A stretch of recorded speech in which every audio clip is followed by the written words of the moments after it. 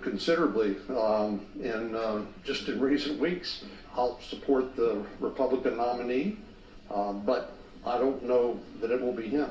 Listen, I think we accomplished a lot positive when Donald Trump was president. If he's the nominee, I would enthusiastically support him. But I also think if he chooses to run, there's going to be a process, there's going to be a debate. We'll see what happens. So I think that what we need to do is recognize that the Republicans have a big bench of leaders, and then we'll wait and see which ones are going to get into the election, and people will make a choice for themselves.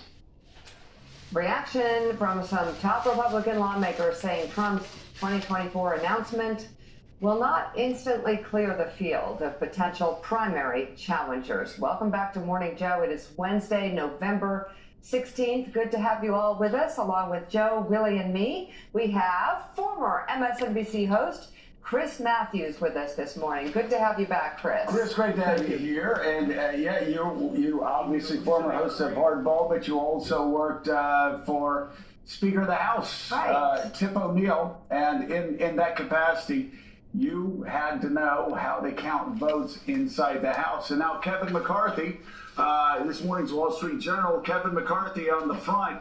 Yeah, he may have won the caucus, but doesn't look like he's anywhere close to 218 votes. How does that turn out for McCarthy? Well, he'll have to do what Pelosi did all these years, and that's work with the squad. She had people in her fringe on the left, and she had to keep them in line. And I've watched her.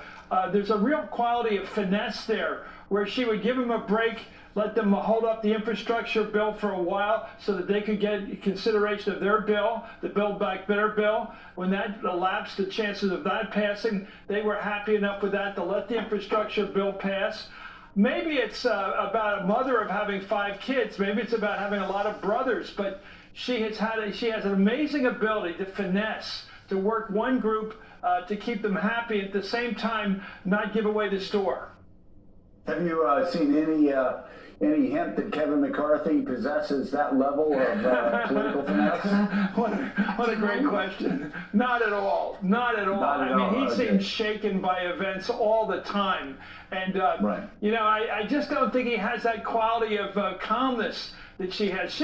It's amazing. I think Pelosi's an amazing person. When you're with her, sometimes with her family, you feel like she's a grandmother, a regular person living a civilian life. And yet here she is at the age of 80 or something, running the legislative branch effectively, and only losing, a few seats now.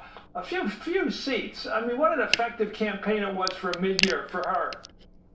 What a terrible time for her as well. Here's Kevin McCarthy, by the way, back in 2015 when he lost his speaker's race. We've been here before.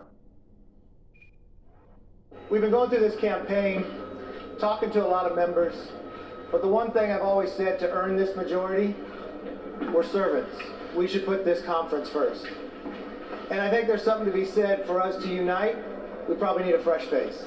I'll stay on as majority leader.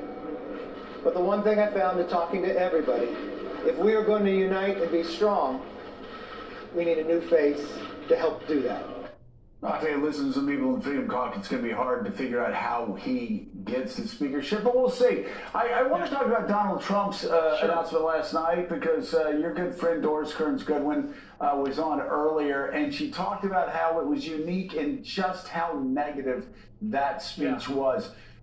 You, of course, I think one of the defining elections of your youth was JFK's run for the presidency in 1960 with the New Frontier. Mine was Reagan in 1980, and then again in 84, talking about Morning in America. Barack Obama, for many people, his hope and change. But Donald Trump, he's gone from American carnage to something even worse in 2022. Just talking about how much he hates this country and how much he hates where this country is right now. He has a lot of American flags, but all he does is run down America, run down America's military, run down America's law enforcement officers in the FBI, run down everything about America. How in the world can somebody who either hates America so much or only hates America, I guess, when he's not in power, ever gain the support of Republicans or independents? Well, you know, Kennedy ran on let's get this country moving again. He had a great sense of the country slowing down after World War II, and he was going to get it moving again. He was one of the young sailors coming back from the war to lead. And Reagan, of course, was Morning in America. They had this positive attitude. It's going to be better. The minute I'm in office, it's going to be better. This speech last night reminded me of a guy foreclosing a mortgage. He came in with a grievance, his anger, his sense of indignation. It's like the people in that room that are paying bills, I guess, to get in that place of Mar-a-Lago. Those people were part of his anger. He was angry at everybody because they let him down. But I want to say, if I'm in the Republican nominating process right now, I'm thinking this guy can win the nomination because the anger of the average Republican after losing all these elections is there to be played with, to be expanded on. Trump will exploit that anger. He's the angriest guy in the world, Trump. And he's